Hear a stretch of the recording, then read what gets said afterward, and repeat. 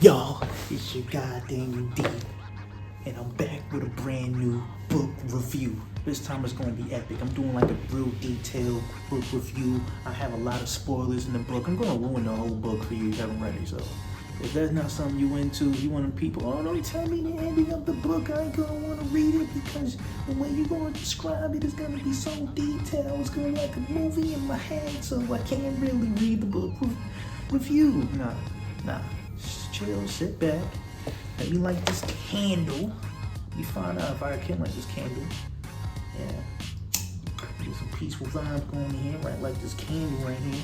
Don't burn myself. Try and light this candle. I got 2 out of 3 that's good. I feel like anymore I kinda ain't gonna burn myself. I'm gonna put this candle right here and let it rock down, you feel me? Now let's get back to it. So this is Down These Mean Streets by Piri Thomas. Yeah.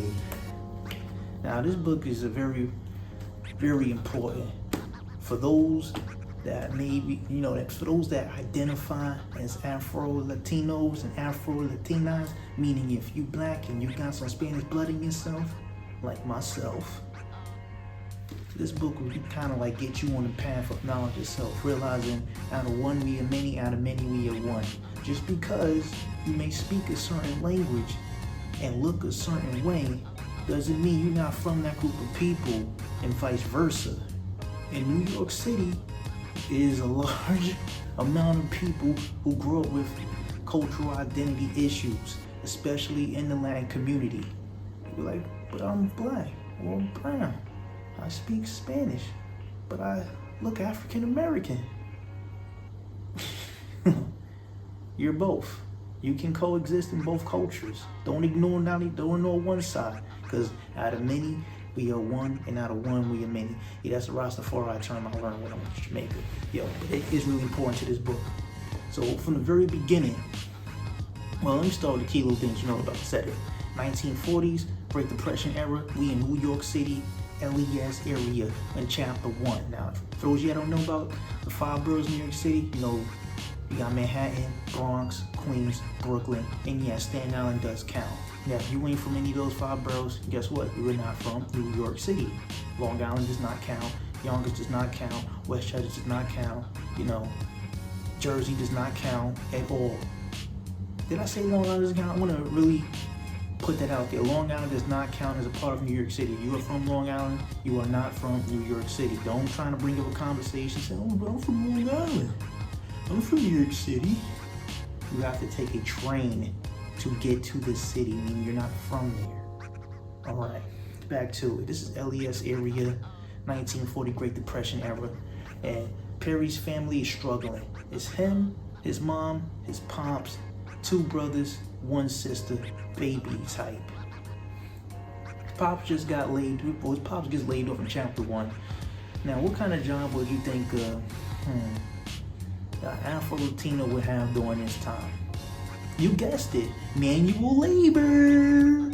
Yeah, his pops was shoveling dirt, doing stuff like that, handyman work. Yeah, it wasn't nothing glorious. That's the only job you were black back then you really could get. So he gets laid off. Perry's new to the block in LES. It's heavy Italian presence there, and now they don't like no one during that time. They didn't want no one who was other than Italian living in the neighborhood. And they made sure Perry felt that immediately when he stepped foot on the block for the first time. So he gets outside, everything's going for it. He's feeling himself. He's like, yeah, you black. You're gonna see how this is gonna go. He gets washed up immediately. Like, this not even a regular beating. I'm glad I didn't live during those times, because my fighting game is like on level 3 out of 20. I would have gotten beaten up every day. They would have been like, bing, bong, bing, bong, bong, bong, bong, bong. Like, every day, that'd have been me. I'd have been coming home bruised, barely alive. Like, yeah, I was born the right time, because Perry went through it. So some big Italian dude comes up to him named Rocky. They talking, they trading back derogatory terms. Not gonna say what the words are, but I'm gonna tell you in a kind of a like little hint way. One starts with a G and one starts with an N. You guessed it. One, pig, but the G would come before the pig, and the other one ends in O or ER. So yeah, you can kind of guess what it is. You know, you can pick up the book. Yeah. So they going back and forth at him and Rocky. Rocky got his other Italian goons on the side. They going back and forth. And Perry's like, yo, come on, man, let me get a fair one. Fair one meaning one-on-one fight. He like, cool, you get a fair one, you get a fair one. The Rocky boy jumps in. He boom, boom, boom, boom, boom, boom, boom. They washing Perry up, beating the living daylight out of him. They throw hot tar. Now back in them days, the whole city pavement wasn't like good. It wasn't like fresh, like hard. No, there was a lot of construction going on. And if you ever been on a project roof and you know what tar is, because they got a lot of tar up there too, and they got to retar the rooftops, it's hot and it's gooey. And there's a lot of chemicals in there. So one of those goons just boom, hits Perry in the face with that. F's up his vision. Perry's crying. I got tar in my face. I got tar in my eye. And it's bad. It's bad. Rocky, being an honorable dude's like, yo, you put up a good fight. You know what I mean? You can't be a wise guy, but you know, you can't be one of my guys. But for a guy who lives in the neighborhood, you put up a good fight. I like that. We're gonna walk you home, man. So they walk him home. His mom and dad take him to the hospital. Boom. That wraps up chapter like 1 to 3, 4, 5. Yeah, all to stretch that out a little bit.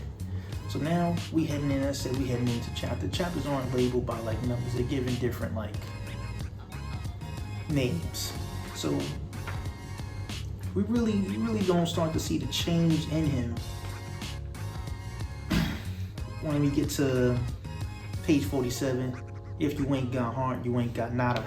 Nada Spanish for nothing. If y'all don't know that, you know, my Espanol, you know, hablo español poquito, you know, poquito español, mi hablo poquito español. It's been a while since I had to speak Spanish. It's been a while, yeah, been a while, but yeah. So this is Perry family moves from LES. They moved from LES to Spanish Harlem. Now, Spanish Harlem is kind of like near Central Harlem. For those of you not from New York City, Spanish Harlem is now Washington Heights. Washington Heights is more from the uptown in the 200s. 190th Cronin in the 200s. In the 200s, kind of sneaky river way into the Bronx. Yeah, this is not Washington Heights. Yeah.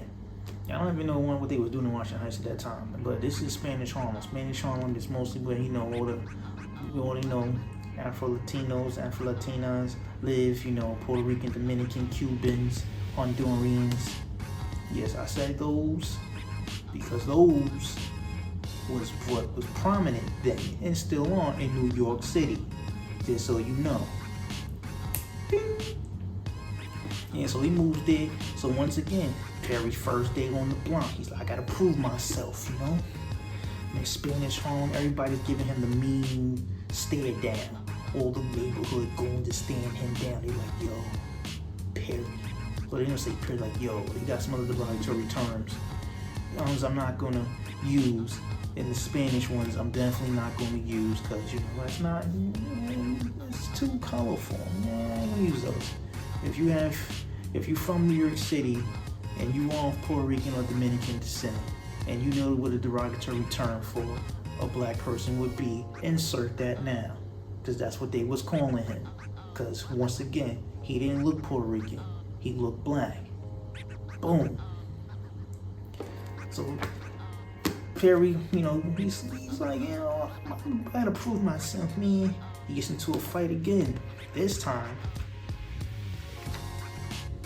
he gets into a fight with, you know, names aren't really specific because he gets into a fight with another going on the block. They go at it. Boom, boom, bing, bing, bang, bang, bang. Perry, you know, his hand skills is getting up there. You know, he got a nice little knuckle game now. Yeah, so he wins that fight. He wins in a way that he doesn't have to get jumped. So they congratulate him. They're like, yo, you can be one of us now. You can be one of us now. So they start going good. They start doing, you know, odd little delinquent crimes, robberies here and there, smoking something that's legal in New York City now. Ain't gonna say what it is, but you know, it's legal in New York City now. Moving on from there, let's move on to chapter middle of the book. Piri's, you know, he's about 16, 18, you know, he's coming of age, because this is a coming of age story. And he's going through it at home. His pops won't accept the fact that, yo, you are black. You are black. You look black. Piri says this to his dad almost every time they get into an altercation. Like, yo, why do you hit me the most at home? All my other siblings do it because they light skin with straight hair. You love them more than me? He says this in the book, and that really hits me like, damn. There's a lot of people out there that go through that, especially within the black community. Even since 1940s, that era, you know, colorism is something that was created during slavery to make sure we would never unite as a people, and how it's affected all different types of countries regardless of nationalities. Even in the African apartheid in South Africa, colorism is a horrible disease, a man-made disease that I wish could go away. But because of the powers that be, it will never go away. Not in my lifetime, not in your lifetime, not in your children's lifetime. It would take 1,000 years for colorism to go away. Because it was something that was taught so heavy and in depth for hundreds of years. It ain't gonna wait no time soon. So him and his pop, Harry and his pop's always getting into, why you don't love me the same you love all my other sisters, all my other siblings? He's like, cause you remind me of me. I want you to be a man mío. My Spanish isn't that good. You know, Spanish word for son. Please tell me. I think is mío. I don't know. I know hermano, hermana, sister, brother. But either, let's get around it. So they're going at it back at home. Piri's like, you know what? I'm gonna go take a trip down south with my man Brewster, some dude he met during his little delinquency era. So they go take a trip down south because Piri wants to know what it's like to really be black. He's like, I want to know, I want to feel it. Yeah, so they go down south and become merchant marines. Merchant marines is not like being a marine. No, basically you work on a ship and you do odd jobs on the ship and you go different countries and places. It's like, picture being a trucker, but ship stuff. Yeah, so they do that for about a few months. And Piri, you know, he's starting to see the world for what it really is back in then. There was no gray areas. It was no, okay, but you look like this, so we could put you in this group. It was, if you look anything other than white, not good. We're gonna treat you like crap. And he got to experience that during his trip down south with his man Brewster. And his man Brewster's from the south, so he already knew what it was. So he's introducing Piri to life in the south and how it's gonna be.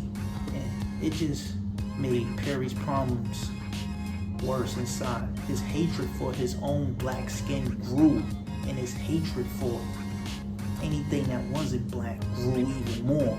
So it's like two worlds he's fighting internally inside. Not accepted 100% by black people, and definitely not accepted 100% by the Puerto Ricans in that time. So he's going through it. He's like, I don't even want to go back home. Well, he ends up going back home. He goes back home and he gets hooked on drugs. Hard drugs. Drugs that start with letter H. Yeah. And use a syringe.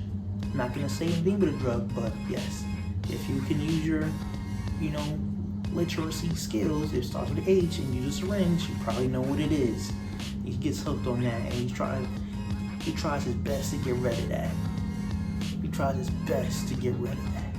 And it just makes his problems even more worse. So he's fighting his internal demon inside. Like, he don't know how to be a man. What is a black man? What does a Puerto Rican man do? Act. His father never showed him. So, long story short, Piri ended up getting in trouble. Big trouble this time. This is not stealing from the grocery store, doing a random stick up. They go stick up a bomb on the Lower West Side. The Lower West Side, no. Yep, Lower East Side, Lower West Side, same thing. It really is. To me, it is. Felt the same similar vibes. This time they get caught. Perry gets to a shootout with the cops. He's like, blam, blam, blam, blam, blam. Perry gets shot. Perry gets shot, gets found guilty, and guess where he goes? Yeah, he going up north, behind the wall. Comstock, Sing Sing, Elmira. Yeah, his first he went to a few prisons. And now if you know about the New York State Penitentiary system, you know about the infamous prisons up there. The Maxie Max, Comstock, Green, Real Gladiator, Warrior.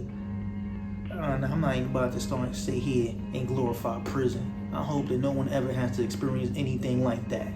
That system is inhumane and it's not meant for people to be. People who are abiding by the law. Now, if you want to act like an animal in the streets, then maybe you might have fun in Green and Comstock. But for the average person like myself, who doesn't belong on the streets, never, sidewalk, not a street guy, sidewalk guy. And I wait for the light when I cross the street.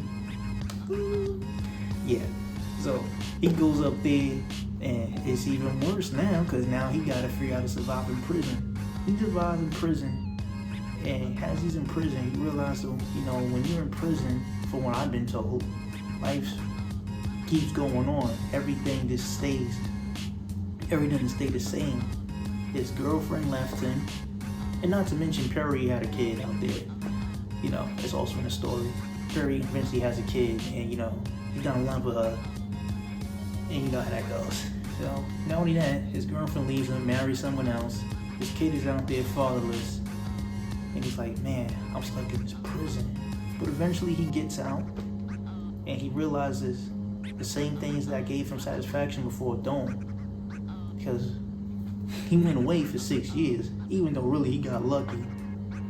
He shot a cop. Now if you just shoot a cop, they got him for assault, attempted robbery, attempted armed robbery, and manslaughter.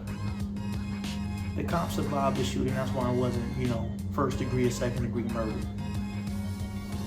I don't know too much about the law, but yeah. So he gets out, and he has a wicked reflex. This book, I highly recommend it. Damn These Mean Streets by Piri Thomas. Recommend it. Highly recommend it. I enjoyed reading this book so much. Really hard to put down. It's like we could get Spike Lee not to direct the movie, but just do the cinematography and camera stuff, and get Scorsese to do it. Scorsese did a movie called Mean Streets, and that's one of my favorite movies. Scorsese is one of my, I would say not Scorsese is my favorite director next to Tim Burton. Those two, I'll watch anything Scorsese directs. Irishman, all the mafia movies that he was involved in. Damn, Scorsese. We named him on Scorsese. He's a great director. This book right here. He needs to do a movie with Down These Mean Streets. Oh yeah, do go check out that movie about Scorsese. It's called Mean Streets. It ain't nothing like this, but something like this. Good. Yeah, definitely give this book 5 stars. Matter of fact, this book goes beyond that. I'm giving it 6 out of 5. How is that possible? It just is. Go pick this book up. Down These Mean Streets.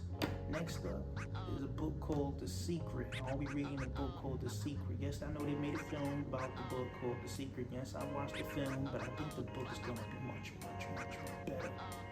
Then after that, there's a book called The Celestine Prophecy.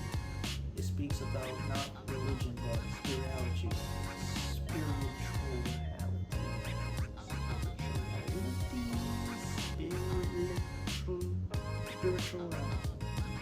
Spiritual, nothing religious. That's what the book speaks on. It's called The Celestine Prophecy. I'll put a picture of the book somewhere on the screen, maybe there, or center. I would highly recommend that book. Celestine Prophecy is epic. It'll take your mind to different portals and different dimensions. Open up that third eye. Nah, ain't no crystal stuff out here. But yeah, I'll check you later.